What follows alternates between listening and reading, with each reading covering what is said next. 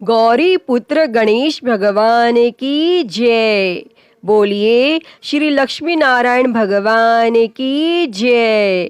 श्री शिवाय नमस्तुभ्यम। प्रिय भक्तजनों, आप सभी को धनतेरस के शुभ अवसर की हार्दिक शुभकामनाएं। भक्तजनों, धनतेरस के पावन पर्व पर भगवान श्री गणेश जी, माता महालक्ष्मी जी और धन के देवता कुबेर जी और आयुर्वेद के देवता भगवान धन्वंतरी की पूजा करने का विधान होता है। वैसे तो धनतेरस की बहुत सारी पौराणिक कथाएं प्रचलित है। इनमें से कुछ प्रचलित और प्रसिद्ध पौराणिक कथाएं आज हम इस वीडियो में सुनेंगे। तो आप सभी भक्तजन बड़ी ही श्रद्धा, ध्यान पूर्वक और प्रसन्नचित मन से इन कथाओं को पूरा अवश्य सुनिएगा। तो सभी प्रेम से बोलिए श्री लक्ष्मी नारायण भगवान की जय। पहली पौराणिक कथा के अनुसार कहा जाता है कि एक समय भगवान विष्णु मृत्यु लोक में विचरण करने के लिए जा रहे थे। तब लक्ष्मी जी ने भी उनके साथ चलने का आग्रह किया। तब भगवान श्री हरि कहने लगे कि देवी, अगर मैं जो बात कहूँ तो तुम उसको वैसा ही मानो, तब तो तुम चल सकती हो। और तब माता लक्ष्मी जी उनकी बात मान गई और भगवान विष्णु के साथ वह धरती लोक पर आ गईं और कुछ देर तक दोनों भ्रमण करते रहे। फिर एक जगह पहुंचकर भगवान विष्णु ने माता लक्ष्मी जी से कहा कि देवी, जब तक मैं न आऊं तुम यहीं ठहरो। मैं दक्षिण दिशा की ओर जा रहा हूँ, तुम उधर मत आना। और भगवान विष्णु जी के जाने पर लक्ष्मी जी के मन में कौतूहल जागा कि आखिर दक्षिण दिशा में ऐसा क्या रहस्य है जो मुझे मना किया गया है। और भगवान स्वयं चले गए और लक्ष्मी जी से रहा ना गया। और जैसे ही भगवान आगे बढ़े तो लक्ष्मी जी भी पीछे पीछे चल पड़ी। और कुछ ही आगे जाने पर उन्हें सरसों का एक खेत दिखाई दिया जिसमें खूब फल लगे हुए थे। सरसों की शोभा देखकर वह मंत्र मुग्ध हो गईं और फूल तोड़कर अपना श्रृंगार करने के बाद आगे बढ़ीं। और आगे जाने पर एक गन्ने के खेत से लक्ष्मी जी गन्ने तोड़कर रस चूसने लगी। और उसी समय विष्णु जी आए और यह देखकर लक्ष्मी जी पर नाराज होकर उन्हें श्राप दे दिया कि मैंने तुम्हें इधर आने को मना किया था, पर तुम नहीं मानी और एक किसान की चोरी का अपराध कर बैठी। अब तुम इस अपराध के जुर्म में इस किसान की 12 वर्ष तक सेवा करो। और ऐसा कहकर भगवान उन्हें छोड़कर क्षीर सागर चले गए। तब लक्ष्मी जी उस गरीब किसान के घर रहने लगी। और एक दिन लक्ष्मी जी ने उस किसान की पत्नी से कहा कि तुम स्नान कर पहले मेरी बनाई गई इस देवी लक्ष्मी का पूजन करो, फिर रसोई बनाना, तब तुम जो मांगोगे वह मिलेगा। और किसान की पत्नी ने ऐसा ही किया। तब पूजा के प्रभाव और लक्ष्मी जी की कृपा से किसान का घर दूसरे ही दिन से अन्न, धन, रत्न, स्वर्ण आदि से भर गया। और लक्ष्मी जी ने किसान को धन धान्य से पूर्ण कर दिया। और किसान के 12 वर्ष बड़े आनंद से कट गए।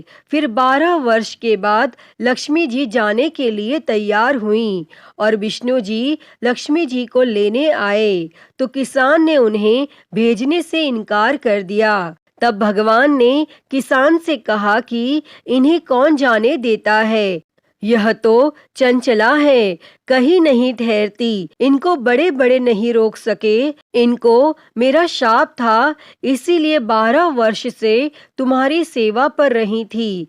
तुम्हारी 12 वर्ष सेवा का समय अब पूरा हो चुका है। तब किसान हठ पूर्वक बोला कि नहीं, अब मैं लक्ष्मी जी को नहीं जाने दूंगा। तब लक्ष्मी जी ने कहा कि हे किसान, तुम मुझे रोकना चाहते हो तो जो मैं कहूँ वैसा करो। कल 13 है, तुम कल घर को लीप पोत कर स्वच्छ करना। रात्रि में घी का दीपक जलाकर रखना और सायंकाल मेरा पूजन करना और एक तांबे के कलश में रुपए भरकर मेरे लिए रखना। मैं उस कलश में निवास करूंगी, किंतु पूजा के समय मैं तुम्हें दिखाई नहीं दूंगी और इस एक दिन की पूजा से वर्ष भर मैं तुम्हारे घर से नहीं जाऊंगी। और यह कहकर वह दीपकों के प्रकाश के साथ 10 दिशाओं में फैल गईं। अगले दिन किसान ने लक्ष्मी जी के कथन अनुसार पूजन किया। उसका घर धन धान्य से पूर्ण हो गया और इसी वजह से हर वर्ष तेरस के दिन अर्थात धनतेरस के दिन लक्ष्मी जी की पूजा होने लगी। तो सभी प्रेम से बोलिए श्री लक्ष्मी नारायण भगवान की जय। प्रिय भक्तजनों, शास्त्रों में वर्णित दूसरी पौराणिक कथा के अनुसार समुद्र मंथन के दौरान भगवान धन्वंतरी हाथों में अमृत कलश लेकर प्रकट हुए थे। जिस तिथि को भगवान धन्वंतरी समुद्र से निकले वह कार्तिक मास के कृष्ण पक्ष की त्रयोदशी तिथि थी और भगवान धन्वंतरी समुद्र से कलश लेकर प्रकट हुए थे। इसलिए इस अवसर पर बर्तन खरीदने की परंपरा चली आ रही है। भगवान धन्वंतरी को भगवान विष्णु का अंश माना जाता है और इन्होंने ही पूरी दुनिया में चिकित्सा विज्ञान का प्रचार और प्रसार किया था।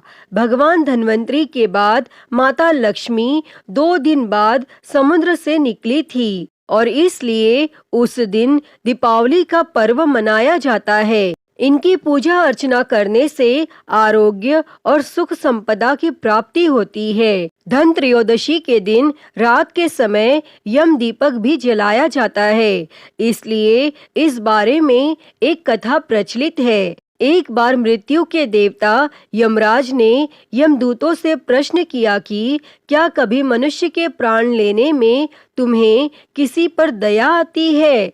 तब यमदूत कहने लगे कि नहीं महाराज, हम तो केवल आपके दिए हुए निर्देशों का ही पालन करते हैं। तब उन्होंने फिर से पूछा कि तुम बेझिझक होकर बताओ कि क्या कभी कोई ऐसा समय आया है कि तुम्हें मनुष्यों के प्राण लेने में जरा भी दया आई हो, उस पर तरस आया हो? तब एक यमदूत ने हिम्मत करके कहा कि जी महाराज, एक बार ऐसी घटना हुई थी जिसको देखकर मेरा हृदय पसीज गया। एक दिन हंस नाम का एक राजा शिकार करने गया हुआ था और वह जंगल के रास्ते में भटक गया और भटकते भटकते दूसरे राज्य की सीमा में चला गया। वहाँ एक हेमा नाम का शासक था। उसने पड़ोस के राजा का आदर सत्कार किया। उसी दिन राजा की पत्नी ने एक सुंदर से पुत्र को भी जन्म दिया था और ज्योतिषियों ने ग्रह नक्षत्र के आधार पर बताया कि इस बालक का विवाह के ठीक 4 दिन बाद ही मृत्यु हो जाएगी। तब राजा ने आदेश दिया कि इस बालक को यमुना नदी के तट पर एक गुफा में ब्रह्मचारी के रूप में रखा जाए और स्त्रियों की परछाई भी वहां तक नहीं पहुंचनी चाहिए, ताकि न वह विवाह कर सके और न ही उसकी मृत्यु हो सके। लेकिन विधि के विधान को तो कुछ और ही मंजूर था। संयोगवश राजहंस की पुत्री यमुना नदी के तट पर चली गई और वहां राजा के पुत्र को देखा। दोनों एक दूसरे पर मोहित हो गए और दोनों ने गंधर्व विवाह कर लिया और विवाह के 4 दिन बाद ही राजा के पुत्र की मृत्यु हो गई। तब यमदूत ने यमराज से कहा कि हे महाराज, यही वह समय था जिसमें उस नवविवाहिता का वरुण विलाप सुनकर मेरा हृदय पसीज गया था। और तब सारी बातें सुनकर यमराज ने कहा कि अब क्या करें, यह तो विधाता का विधान है और मर्यादा में रहते हुए तो हमें इस प्रकार का काम करना ही पड़ेगा। तब यमदूतों ने पूछा कि महाराज, क्या कोई ऐसा उपाय है जिससे अकाल मृत्यु से बचा जा सके? तब यमराज ने कहा कि धनतेरस के दिन विधि विधान के साथ पूजा अर्चना और दीप दान करने से अकाल मृत्यु नहीं होती, और जो भी लोग इस दिन रात के समय चौमुखा दीपक अपने घर के मुख्य द्वार पर जलाएगा, उसके घर में सभी प्रकार के सदस्यों की अकाल मृत्यु से रक्षा होगी। इतना ही नहीं, यमलोक में आने पर उसे नरक में मिलने वाली प्रताड़नाओं से भी मुक्ति मिल जाएगी। तब ऐसा कहकर यमराज ने यमदूतों को यम दीपक के बारे में बता दिया, और यही कारण है कि धनतेरस की रात को घर के मुख्य द्वार पर चौमुखा मिट्टी का दीपक जलाया जाता है। अगर मिट्टी का दीपक न हो तो आटे का चौमुखा दीपक भी आप इस दिन जला सकते हैं। और ध्यान रहे कि यम दीपक को जलाने के बाद उस दीपक को फिर देखा नहीं जाता है। यम दीपक जलाते समय कुछ सावधानियां भी रखी जाती हैं। ध्यान रखना चाहिए कि सूरज डूबने के बाद ही यम दीपक को जलाएं, और इस बात का भी ध्यान रखें कि जब घर के सभी सदस्य घर में आ जाएं, उसके बाद ही दीपक जलाना शुभ होता है। इस दिन दीप जलाने के लिए पुराने मिट्टी के दीपक का आप प्रयोग कर सकते हैं। नई मिट्टी के दीपक को नहीं जलाना चाहिए। यदि पुराना मिट्टी का दीपक ना हो तो आप आटे का चौमुखा दीपक भी जला सकते हैं। और यम दीपक जलाते समय इस बात का ध्यान रखें कि दीपक का मुख दक्षिण दिशा की तरफ होना चाहिए। इस दीपक को नाली या फिर कूड़े के ढेर के पास में भी रखकर जलाया जा सकता है, और घर के मुख्य द्वार पर आप दाईं तरफ इस दीपक को रखकर जलाएं। और यम दीपक में रुई की बाती की जगह कलावे की बात ही प्रयोग की जाती है, और यह दीपक कभी खाली नहीं जलाया जाता। दीपक के नीचे आप अक्षत या गेहूं के ढेर रखें, उसके ऊपर आप इस दीपक को स्थापित करें। इसके अलावा दीपक के साथ में ही आपको कोई भी मिठाई या फिर बताशा रखना चाहिए, और अगले दिन इस दीपक को विसर्जित कर देना चाहिए। और इस दीपक को घर के मुख्य द्वार पर ही रखकर जलाना चाहिए, और जलते हुए दीपक को परिवार का कोई भी सदस्य ना देखें, इस बात का विशेष ध्यान रखना चाहिए। और दीपक जलाने के बाद यम देवता का मन में ध्यान करके उनसे प्रार्थना करनी चाहिए कि वह आप सहित आपके पूरे परिवारजनों की अकाल मृत्यु से रक्षा करें। तो सभी प्रेम से बोलिए श्री लक्ष्मी नारायण भगवान की जय, धन्वंतरी भगवान की जय, यमराज जी की जय।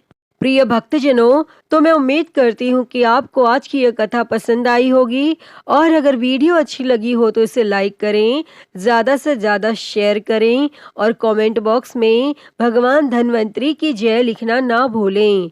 और हरिहर भक्ति चैनल को सब्सक्राइब कर नोटिफिकेशन बेल को ज़रूर ऑन कर लें। हर हर महादेव। धन्यवाद।